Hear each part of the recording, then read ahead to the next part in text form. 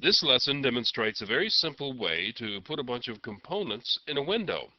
All the example program does is place 4 buttons in a window so they can be seen and clicked. The Buttons 1 class is a frame, just like the frame classes we've been using in the previous example. It displays itself as a top-level window. Also, just like the previous frame classes we've been working with, it's given a single component to display in its window. That component, the one that's to be put on display, is created by and returned from the method named MakePanel.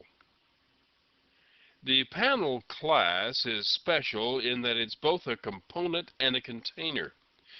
Because a panel is a component, it can be added to other containers for display. And because a panel is a container, other components can be added to it for display. Now, I know you can rewind this and play it again to be sure, but I want to say that again. This is important. A panel is a component, so it can be added to a container. And at the same time, a panel is a container, so other components can be added to it. And yes, it is possible to add a panel to a panel.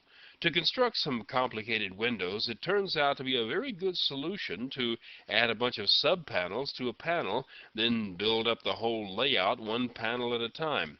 Don't worry, it's easier than it sounds. The 4 statements here create 4 buttons and add them all to the panel. The panel has a layout manager that will assume the task of sizing and positioning the buttons so they can be seen on the screen and used by the mouse. The new panel object containing all the buttons is returned to the caller. The new panel is then added to the frame for display.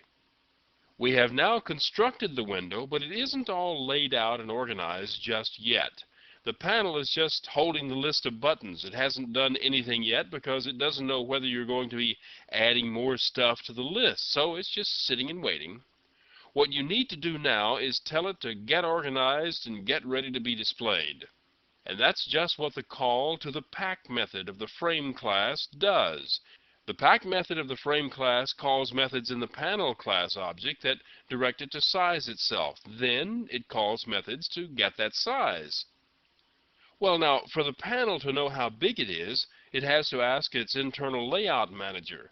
In turn, the layout manager does its job by asking each of the buttons how big they are, and then, using this size information, comes up with an X and Y position for each button. With the buttons all positioned, the size information is then returned to the panel, which, in turn, returns the information to the frame. The frame then sizes itself to accommodate the size of the panel.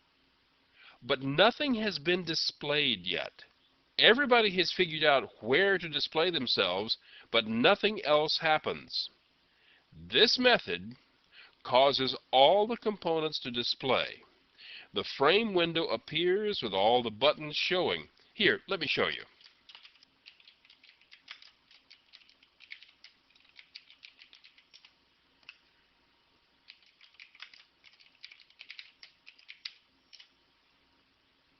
The 4 buttons are on display. And they are button components, as you can see. They are clickable. They don't do anything else because we never did hook them up to anything, but they do display and act just like buttons. Now, the first time this window was displayed, the frame allowed the panel to determine the window size. But if we change the size of the window, the frame sends the new size information to the panel as a requirement.